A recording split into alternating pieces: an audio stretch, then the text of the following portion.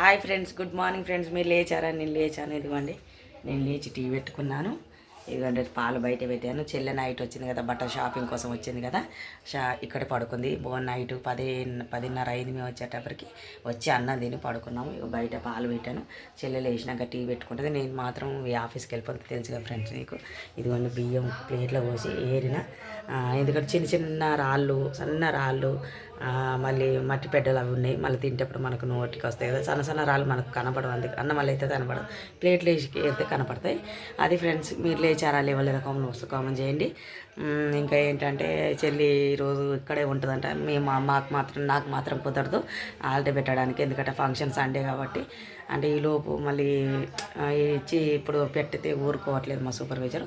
ఏంటంటే చెల్లె ఈరోజు ఇక్కడే ఉంటుందంటే ఇక్కడే ఉండి ఆ టైలరింగ్ అవన్నీ అడిగి కనుక్కొని బట్టలు ఇచ్చేసి పాపని తీసుకొచ్చి వాళ్ళ ఆయన బండి మీద తీసుకొచ్చి టైలరింగ్ అవన్నీ ఇచ్చేసి వెళ్తారంట. అందుకే అన్నం చేస్తాను, కర్రీ మాత్రం మళ్ళీ చూపిస్తాను. Bye friends. టీ తాగట్లేదు, కామెంట్ బాక్స్లో కామెంట్ చేయండి.